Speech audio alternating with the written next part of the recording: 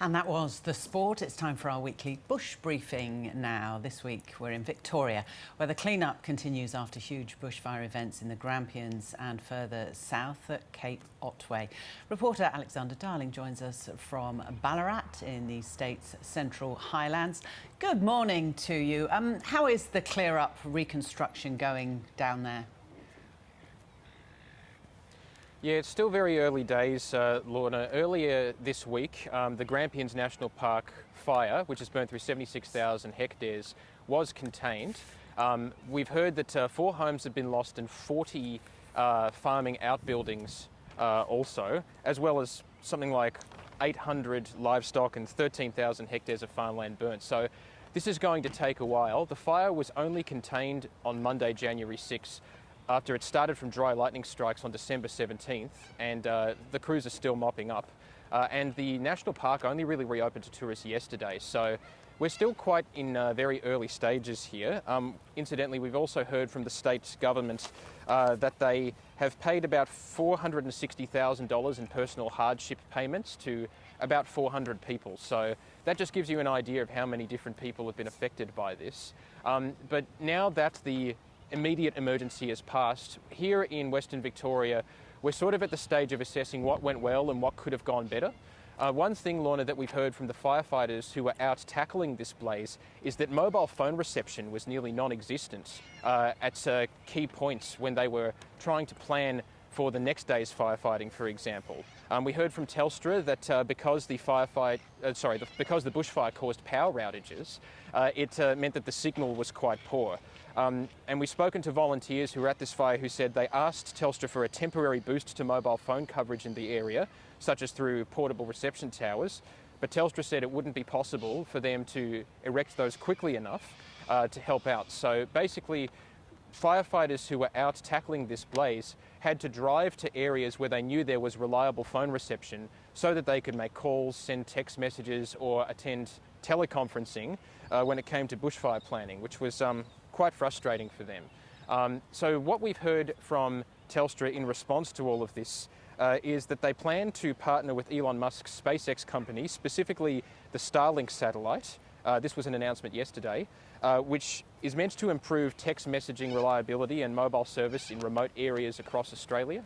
But yeah, generally, Lorna, this fire has kind of brought back into sharp focus the ongoing issue in regional Australia where it's very hard to get reception to make essential calls and texts when you need it most. Yeah. October last year was when the 3G network was shut down, and that is what led to a whole lot of farmers contacting the ABC's regional bureau saying that it's been a lot more difficult for them. So yeah, the fire's kind of brought that back in to focus. When it comes to the Cape Otway fire, Lorna, that happened, so I'll give you some background there. On Wednesday, at about 2:20 in the morning, firefighters were called to an area of this national park about 2 hours south here from Ballarat, where a bushfire flared up. 150 campers had to be evacuated to nearby Apollo Bay out of that one.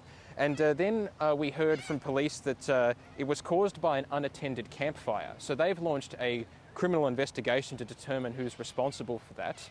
And again, it's kind of prompted a wider discussion about personal responsibility when it comes to lighting fires during bushfire season, because while that Cape Otway fire, which caused the evacuations and burnt through 14 hectares, was not lit on a total fire ban day, we heard from local fire brigades on the southwest coast of Victoria that on the previous weekend, when there were total fire bans, they found quite a few unattended campfires. So people have been lighting fires on total fire ban days.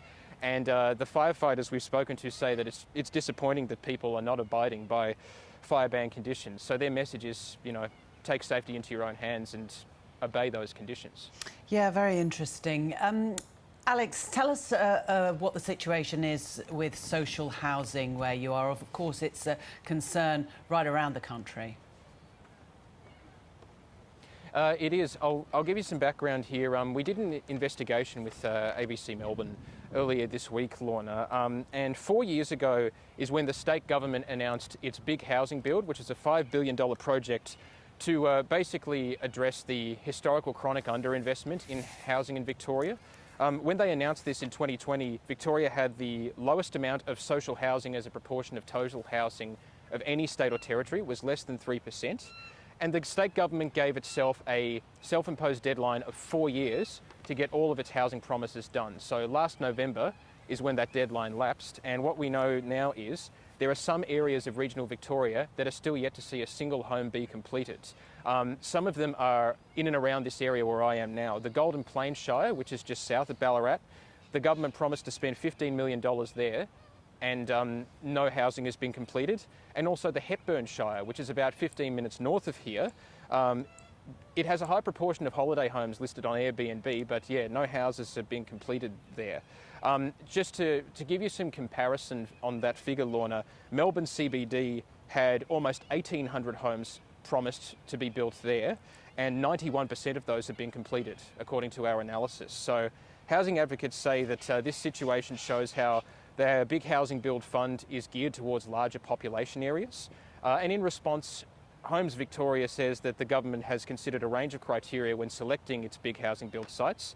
And these criteria include demand, access to services, and availability of land. Very interesting. Finally, let's talk about an egg shortage. It's nationwide to some degree. I mean, the bird flu cases that were found were spread across Victoria and Sydney. What more do you know very quickly?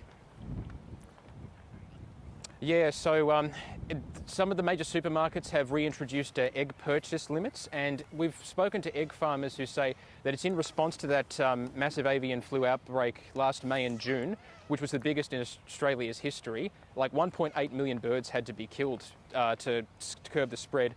But they've also told us it's due to the transition that the industry is undergoing away from caged egg farming to free-range eggs. We've also heard that it could last another 6 to 12 months, these egg limits. So the suggestion is that for those who are on the hunt for eggs, on average Australians eat about 266 eggs per person per year. They should just go to their smaller supermarkets because there might be better availability there. Very interesting. Alexander Darling, thank you for talking to us on Weekend Breakfast, live from Ballarat. Thank you.